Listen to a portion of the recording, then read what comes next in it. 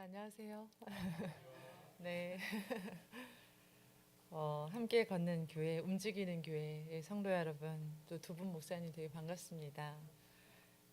곧 함께 걷는 교회가 10주년이라고 들었는데요. 네, 목사님 또 사모님 너무 수고 많으셨고요. 제가 이거 글자가 너무 인상적이어서 지금 여러 번 봤습니다. 강자의 불안과 약자의 절망, 이 모든 비극을 넘어서는 길을 함께 걷고 싶습니다. 이 교회의 목회 철학이 이렇게 딱 담겨 있는 얘기인 것 같아서 되게 이제 감동이 있었어요. 그 손님들이 계속 이 교회에 많이 오시는데 김승호 목사님이 그 먹이를 나르는 어미새들처럼 그 성도님들에게 이렇게 좋은 것들을 이렇게 공급해 주시라고 하는 마음을 제가 이렇게 느낄 수 있어서 이게 목사님 마음을 제가 오늘 처음 뵙지만 진하게 느꼈습니다. 예, 하여튼 우러나는 박수와 감사의 마음을 제가 표현을 하고 싶습니다. 오늘 우리 안에 내주하시고 활동하시는 성령님께서 오늘 선포되어야 할 하나님 말씀을 들려주시기를 빕니다. 아멘. 제가 여러분에게 요나서에 어떤 이야기가 있습니까? 라고 묻는다면 여러분 무엇이라고 대답하시겠어요? 요나서 하면 제 생각에는 이제 하나님 말씀을 안 듣다가 고래가 삼킨 사람의 이야기 뭐 이 정도로 여러분 말씀을 하실 것 같습니다. 근데 실은 이거는 요나서에서 전혀 중요하지 않습니다. 요나서는 욕망과 기도에 관한 이제 이야기입니다. 그 자비로우신 하나님과 그 하나님의 자비가 불편했던 한 사람에 대한 이야기입니다.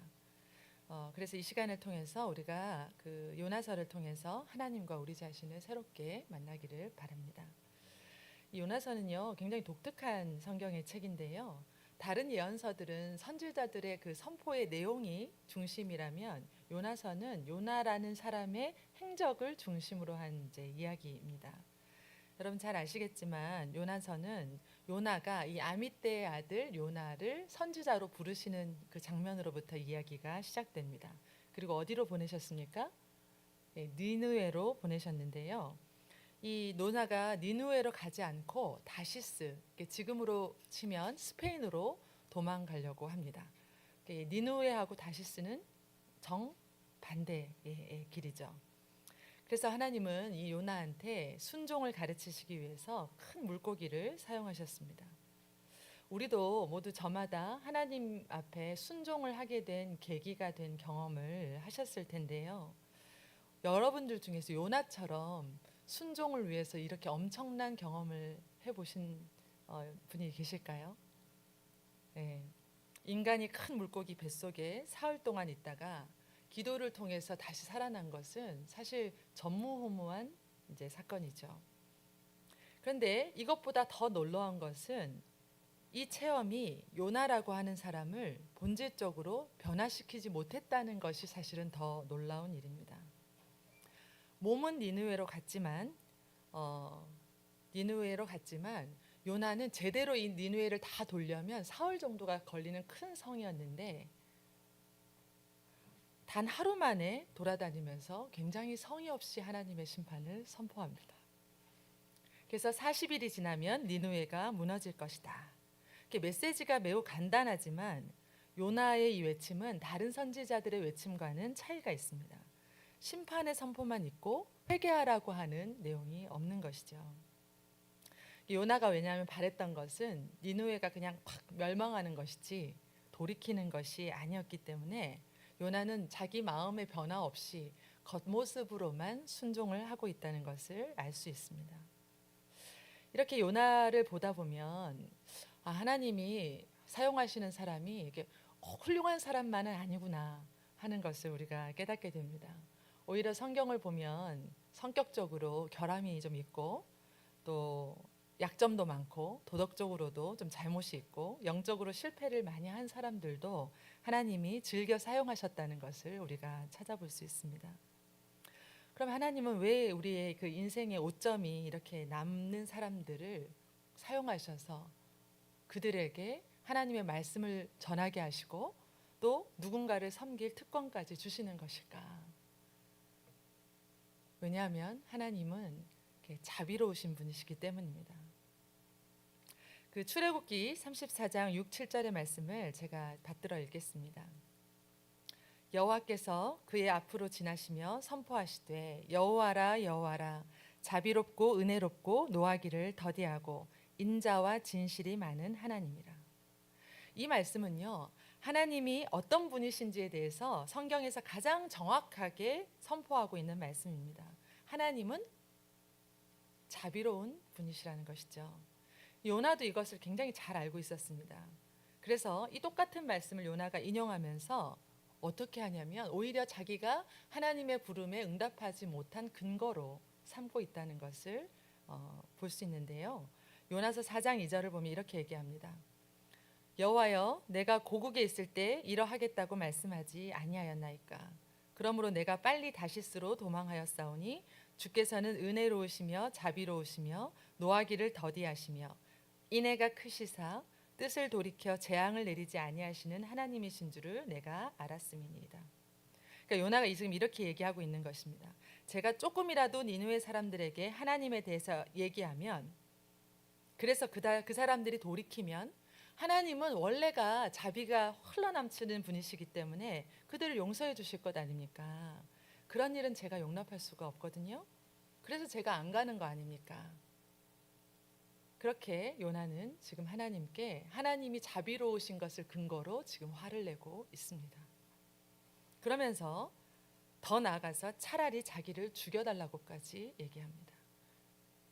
여호와여, 원하건대 이제 내 생명을 거두어 가소서. 사는 것이 죽는 것보다 내게 나음이니이다.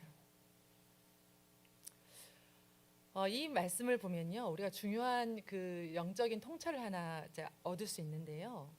우리가 얼마나 굉장한 영적 체험을 했던 간에 이 체험을 했다고 사람이 근본적으로 변하지 않는다는 것입니다.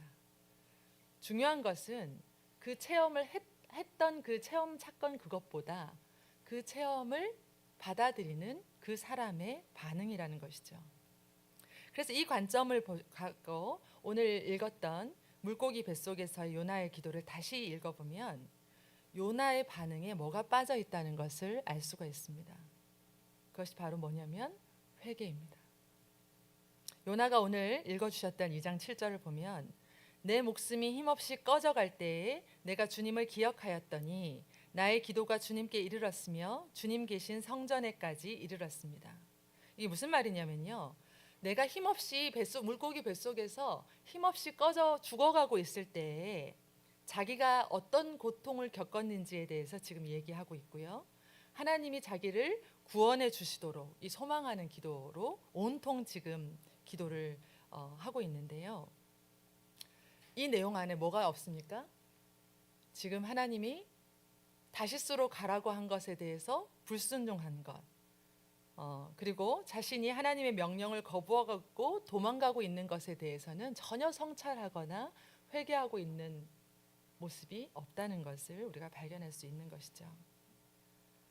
그러니까 자신이 지금 얼마나 고통스럽고 하나님이 자신을 구원해 주셔야 하는 것에 대한 기도는 있는데 자신이 지금 뭐 때문에 이 심판을 당하고 있고 자기가 지금 하나님께 어떻게 반응하고 있는 것에 대한 내용은 빠져 있다는 것이죠.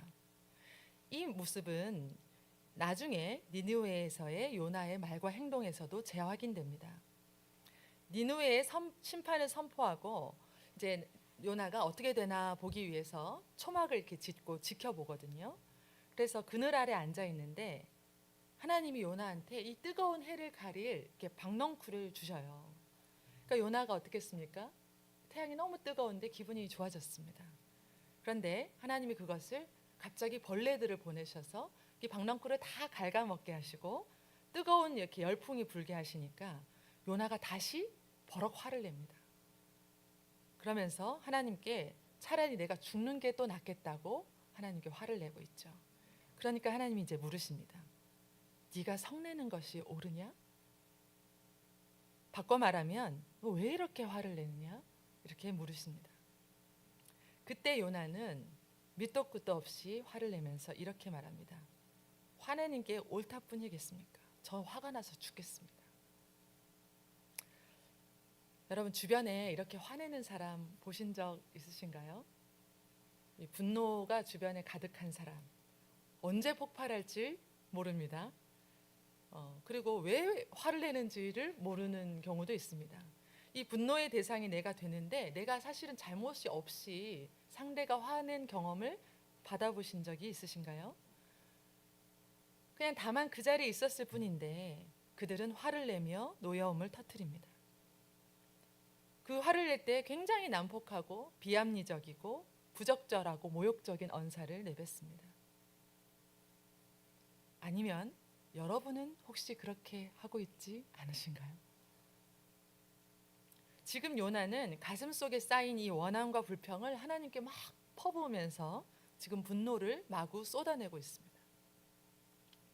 여러분 신약이 정의하는 이 분노의 핵심은요, 욕망이라고 합니다. 화를 내는 사람은 원하는 것이 있는 사람이라는 것입니다. 그래서 상대가 화를 낼 때 왜 이렇게 화를 내니? 라는 것보다 원하는 게 뭐니? 라고 묻는 게 심리학적으로는 정확한 질문이라고 합니다. 우리는 보통 언제 분노합니까? 원하는 것을 얻지 못했을 때, 혹은 나의 존재라든지 내 자존감이라든지 내가 중요하게 생각하는 어떤 무엇, 가치관이라든지 신념들을 침범받았을 때 우리는 화가 나죠. 그러면 이 화가 나기 때문에 무조건 이렇게 누를 것이 아니고 이 화를 한 발 물러나서 우리가 좀 성찰해 볼 필요가 있습니다. 화가 많이 나면 날수록 그것은 어떤 것을 우리에게 알려줍니까?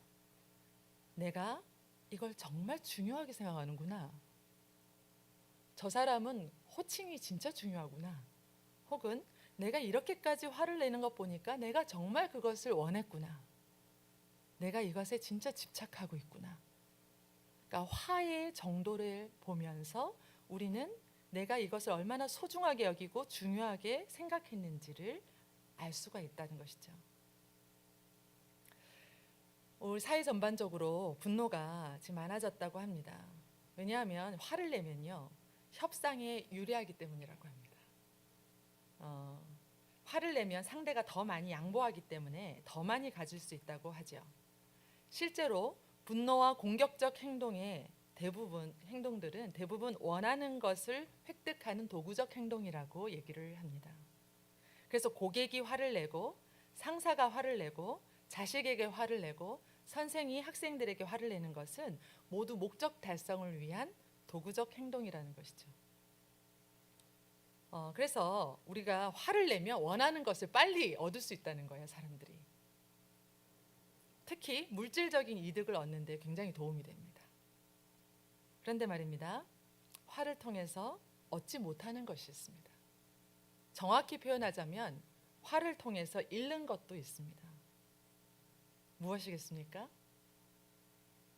분노를 통해서 물질적 이득을 얻을 수 있는데 사람의 마음은 얻지 못합니다. 관계가 깨지고 그 상대가 나를 회피하기 시작합니다. 다시 말해서 분노로 얻은 이익은 상대의 상처를 통해서 얻는 이익이라는 것이죠. 그래서 분노는 열매를 맺지 못하는 것입니다. 다시 이 요나 이야기로 돌아가면 요나가 이상하지 않습니까? 왜 이렇게 분노하는 걸까요? 다시 말해서 요나가 그렇게 붙들고 있는 가치, 집착하고 있는 그것은 무엇일까? 요나는 애국자였습니다. 요나는 뼛속 깊은 유대인이었습니다. 그리고 당시에는 이 여로보암 2세가 통치하던 시기에 아시리아는 북이스라엘을 삼키는 거대한 제국이었습니다. 그리고 니누에는 그 제국의 힘을 실감하게 하는 엄청난 도시였죠. 그런 적국에게, 민족의 원수에게 하나님이 지금 뭘 하시겠다는 것이죠? 자비를 베푸시겠다는 것입니다. 그러니까 요나는 이 하나님의 자비가 굉장히 불편합니다. 근데 그것이 다만 요나만의 모습일까? 이 바리새인들은요, 안식일에 배가 고파서 밀을 잘라 먹은 제자들에게 화가 났습니다. 그들이 제자들이 얼마나 배고팠으면 이제 안식일에 밀을 잘라 먹을까, 이런 형편이 보이는 게 아니고 이 유대인들이 바리새인들이 그토록 중요하게 생각하는 법을 넘나드는 질서를 자꾸 이렇게 훼손시키는 존재들로 불편했던 것이죠. 이 바리새인들에게 예수님은 하나님이 원하시는 건 제사가 아니야, 자비야 라는 사실을 짚어주셨습니다. 그리고 안식일에 손 마른 사람을 고치시면서 안식일에 선을 행하는 것과 악을 행하는 것, 생명을 구하는 것과 죽이는 것 중에 뭐가 옳으냐라고 물으시죠. 그런데 바리새인들은 입을 꼭 다물고 대답하지 않습니다. 대답하고 싶지 않은 거예요. 이 바리새인들의 완고함에 예수님은 탄식하십니다. 그리고 다 바리새인들은 뒤에서 언제 이제 이 예수님을 죽일까 의논하기 시작합니다. 왜 이 바리새인들은 예수님의 자비가 불편할까요? 우리는 어떻습니까? 하나님의 그 무한한 자비와 용서가 나의 신앙 체계, 가치관을 무너뜨린 것 같을 때, 내가 중요하게 생각하는 이 세계를 위협한다고 느낄 때 하나님이 자비로우심도 우리를 불편하게 만듭니다. 그리고 나아가 하나님께 분노합니다. 내가 받는 하나님에 대한 자비는 감사하고 감격하지만 남한테 내가 특별히 싫어하고 내가 용납할 수 없는 그 무엇인가에 대해서 베풀어지는, 세계에 대해서 베풀어지는 이 자비는 정의를 무시하고 질서를 무너뜨리는 것 같아서 불안합니다. 잘못했으면 벌을 받아야 하고 그래야 이 세상이 제대로 돌아간다고 생각하는 것이죠. 그 하나님이 요나에게 이제 이렇게 얘기하십니다. 여호와께서 이르시되 네가 수고도 안 했고 재배도 안 했고 하룻밤에 났다가 하룻밤에 말라버린 이 박넝쿨을 아꼈거든. 하물며 이 큰 성읍 니느웨에는 좌우를 분별하지 못하는 자가 12만 명이며 가축도 많이 있는데 내가 그들을 아끼는 것이 당연하지 않느냐. 하나님이 자비로우신 분이시라는 것을 정확하게 알고 다른 사람이 듣도 보도 못한 영적 체험을 했던 요나지만 그가 알지 못하고 가지지 못했던 것은 하나님의 마음이었습니다. 아무리 크고 많은 죄를 지었다고 해도 하나님은 죄인이 멸망하고 회개하고 돌아오기를 바라시는 분이십니다. 그런데 요나는 그걸 다른 사람에게는 적용할 수 있는 마음을 갖지 못했습니다. 그는 하나님께서 자비의 하나님이신 것을 머리로는 알았지만 죄인들을 구원하시고자 하는 하나님의 마음, 말 못하는 짐승까지도 아끼시고 사랑하셔서 살려내고자 하는 하나님의 그 갈망을 갖지 못했습니다. 왜냐하면 그는 자기가 옳다고 여기는 것을 관철시키고자 하는 욕망으로 가득했기 때문입니다. 이것이 이 한국교회 지금 우리 그리스도인들이 잘 생각해 봐야 할 지점입니다. 많은 영성가들은요, 영적으로 성장하게 되면 주님의 갈망을 나의 갈망으로 품게 된다고 말합니다. 이 열망 혹은 갈망이라고 번역되는 영어 단어 desire은 중립적인 단어입니다. 그래서 항상 대상을 갖고 있는데요. 이 대상은 항상 이 desire이 지향하고 있는 대상이 있다는 것입니다. 그래서 하나님을 사랑을 추구하는 것도 desire이고 육체적인 만족이나 물질적 쾌락을 추구하는 것도 desire 같은 단어를 씁니다. 물론 한국에서는 이것을 하나님을 사랑하는 건 갈망이라고 그러고 육체적인 쾌락을 추구하는 건 욕망 이렇게 이제 좀 표현하기는 하지만 영어 단어로는 같은 뜻입니다. 그러니까 말하자면 인간은 온통 갈망하며 사는 것이 인간의 삶입니다. 여러분 갈망이 없으면 죽은 것이죠. 죽은 삶이나 마찬가지이기 때문입니다. 여러분 우울한 사람들도요, 겉으로 보면 아무 갈망이나 욕구가 없는 것처럼 보이지만 내면을 가만히 들여다보면 가장 깊은 그 밑바닥에서 소리 없이 아우성치는 갈망을 우리가 느낄 수 있습니다. 여러분 정직하게 한번 들여다보십시오. 나는 무엇을 갈망하고 있는가? 이것에 대한 힌트는 내가 어떨 때 열받는가? 나는 어떨 때 분노하는가?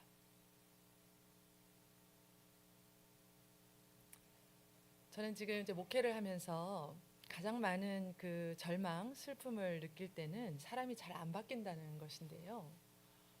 저의 이제 제가 이제 중년을 넘어서고 이제 제 생애 주기를 겪으면서 제 저에게 가장 많이 일어나는 감정이 이 분노입니다. 네. 근데 저는 이 분노를 요즘 굉장히 잘 쌓아안고 이렇게 더덕더덕 하고 있습니다. 왜냐하면 제 삶이 지금 위로는 부모님, 연로하시고 아프신 부모님, 아래로는 새 아이, 그리고 제 목회 현장의 성도들, 그리고 제 이제 이 나이가 갖고 있는 사회적인 책임들, 온통 책임지고 돌봐야 하는 이 대상들로만 가득해요. 그러니까 제 경계를 마구 침범해 들어오는 거예요. 이 모든 것들이. 그럼 아까 경계를 침범하면 어떤 감정이 일어난다고 말씀드렸죠? 화가 나죠. 짜증이 이제 계속 일어납니다. 그런데 이 화와 분노를 꾹꾹 누르기만 한다면 해결이 될까요? 아까 말씀드렸듯이 분노는 욕구와 같습니다. 분노는 살겠다는 욕망과 같거든요. 그러면 우리는 이 분노를 어떻게 해야 할까? 혹은 우리의 갈망을 어떻게 해야 할까? 제가 한 가지 발견한 것은 우리는 수없이 많은 것을 갈망하고 있으면서도 하나님 앞에서는 그렇지 않은 척, 그 모든 우리의 갈망 혹은 분노를 꾹꾹 억누른 채 하나님을 갈망하는 데까지 이루고 있지 못하다는 것입니다. 기도는 그 자신의 갈망을 하나님 앞에 정직하게 내어놓는 것입니다. 그리고 하나님 앞에 그것을 말씀드리는 것이죠. 그렇게 하나님 앞에 우리의 모든 갈망과 우리의 분노와 우리의 모든 그 욕구들을 말씀드릴 때 무엇을 발견하게 되냐면 하나님이 우리를 향한 갈망을 발견하게 됩니다. 그 토마스 머튼이라는 분은 이런 얘기를 하셨어요. 그리스도교 사랑의 뿌리는 하나님을 사랑하겠다는 의지가 아니고 하나님께 사랑받는다는 믿음이다. 여러분, 우리가 하나님 앞에 정직하게 우리의 가슴 깊숙한 곳에 있는 욕구, 욕망, 분노를 쏟아놓을 때 무엇을 발견하냐면 하나님이 우리를 얼마나 갈망하시는지, 얼마나 사랑하시는지를 발견하게 된다는 것이죠. 그것을 발견하는 순간 우리는 더 이상 노력하지 않게 됩니다. 여러분, 우리의 안에 있는 진짜 하나님이 만드신 하나님의 형상이 있고요. 이 사회가 부여한 사회적 자아라는 에고가 있는데요. 에고는 비교로부터 시작해서 노력으로 강화됩니다. 여러분, 노력하지 마십시오. 내 욕구를 눌러놓고 다른 사람이 되려고 노력하지 마십시오. 그러면 무엇만 강화되냐면 우리의 거짓 자아만 강화됩니다. 그리고 우리 모습은 점점 소외됩니다. 진짜 우리의 마음, 우리의 욕구를 하나님 앞에 정직하게 내려놓을 때 우리만 하나님을 갈망한 게 아니고 하나님이 더 큰 갈망으로 우리를 바라보고 계신다는 것을 발견하게 되고 그것을 우리가 만났을 때 우리는 기도 안에서 변화의 경험을 하게 되는 것이죠. 그런데 불행하게도 요나는 이 자기중심적인 디자이얼이 하나님 중심적인 디자이얼로 바뀌지 못했습니다. 그래서 요나는 자기 민족을 사랑하는 이 자기중심적이고 이기적인 욕구가 원수의 도시인 그 니느웨를 파멸하는 욕구로 나타나는데 안타깝게도 그런 요나의 디자이얼은 물고기 뱃속에서의 기도 이후에도 전혀 바뀌지 않았습니다. 사실 한국교회 많은 사람들의 기도는 이러한 기도가 많습니다. 내면의 변화보다는 환경의 변화, 다른 사람의 변화를 구하는 기도로 채워져 있습니다. 물론 이런 기도가 잘못된 것만은 아닙니다. 그러나 우리가 가장 먼저 궁극적으로 우리의 이 자기중심적이고 이기적인 욕망이 하나님을 향하는 갈망으로 바뀌기를 구해야 합니다. 기독교 역사상 가장 오래된 기도 중에 하나를 제가 한번 읽어드리겠습니다. 제가 가장 수시로 드리는 기도인데요. 예수 기도라는 것이에요.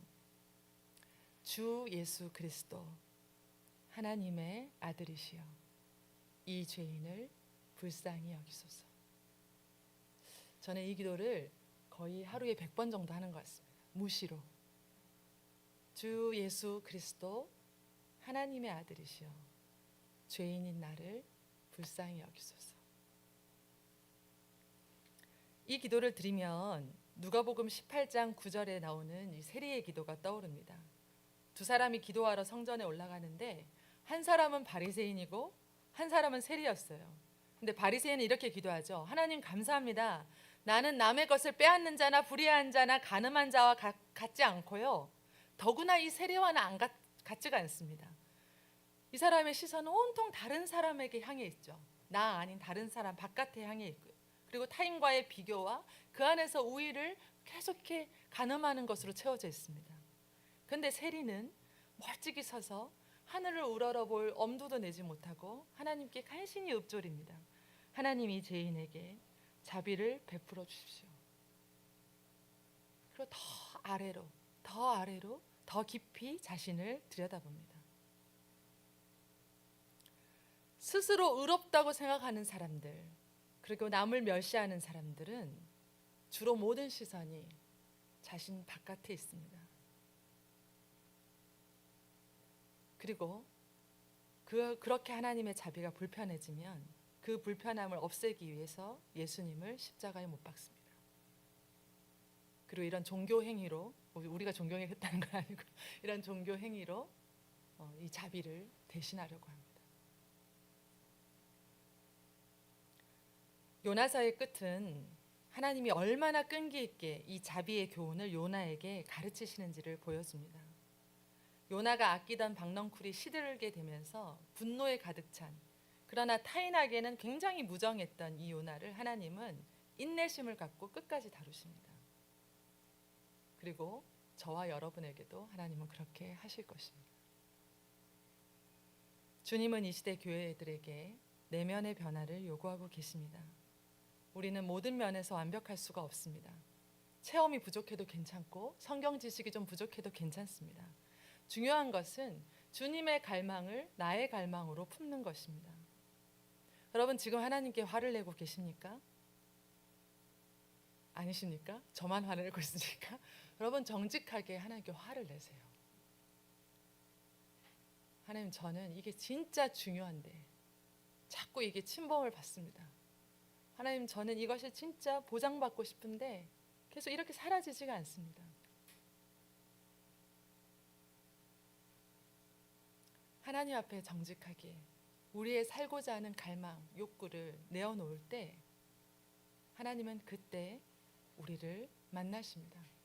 그리고 하나님이 우리를 얼마나 갈망하시는지, 얼마나 원하시는지를 알려주시는 것이죠. 여러분 마음에 이 번뇌와 불편함과 갈증이 일어날 때 여러분 기도를 이렇게 멋있게 하려고 안 하시기를 권면드립니다. 저는 사실 그렇게 기도하지 않습니다. 할 말이 없어요. 화가 나 죽겠는데 뭐 할 말이 있어요. 그저 하나님 앞에 잠잠히 주님을 바라봅니다.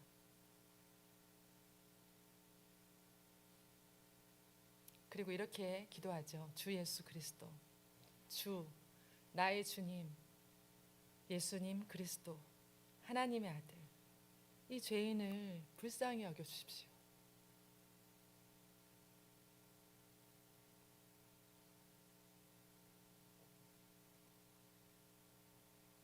그거 외에 우리가 할 말이 뭐 더 있겠습니까? 이 시간 잠깐 이 기도를 1분 정도만 침묵하면서 함께 드리면 좋겠습니다. 외우기 쉽습니다. 주 예수 그리스도 하나님의 아들이시여 이 죄인을 불쌍히 여기소서. 그냥 침묵해도 돼요. 네. 같이 반주자님도 함께 기도해 주시면 좋겠는데요. 잠깐 1분 정도 머무르시면서 조용히 1, 2분 정도만 그렇게 침묵하며 기도하겠습니다.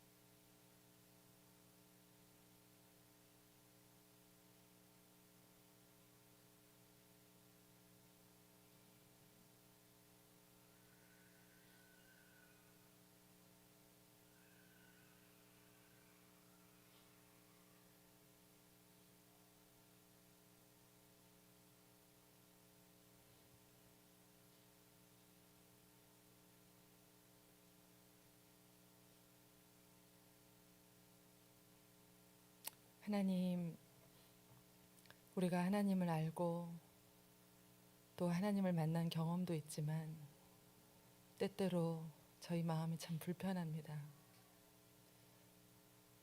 하나님의 자비가 참 마음에 들지 않습니다. 왜 모두에게 공평하신 것 같은지, 왜 모두에게 이렇게 자비로우셔야 하는지 받아들이고 싶지 않을 때가 있습니다.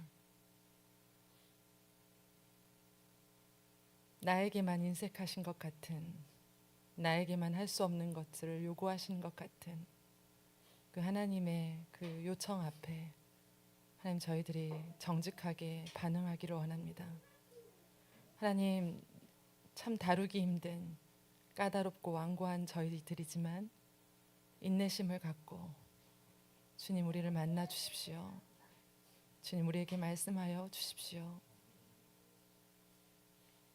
우리를 얼마나 갈망하시는지, 하나님 우리를 얼마나 이해하시는지, 그리고 하나님의 그 자비가 우리에게도 예외가 없음을 주님, 우리가 바라볼 수 있게 하여 주십시오. 너무나 바쁜 삶을 살고 있습니다. 온통 삶이 나에게 요구하기만 합니다. 하나님, 시간과 장소를 떼어놓고 주님 앞에 이 죄인을 불쌍히 여겨달라고 기도하며 나아갈 때 우리를 갈망하시는, 우리를 사랑하시는 그 하나님의 사랑에 우리의 믿음이 깊이 뿌리를 내릴 수 있도록 인도하여 주옵소서. 하나님, 이 교회를 10년 동안 신실하게 섬겨온 하나님의 종들, 그리고 목사님들, 그리고 성도님들 축복합니다. 하나님, 축복합니다. 하나님, 이 교회와 이미 함께하고 계시고 앞으로도 함께 하신다는 것을 알아차릴 수 있는 믿음의 눈을 날마다 열어 주옵소서. 감사드리며 예수님의 이름으로 기도합니다.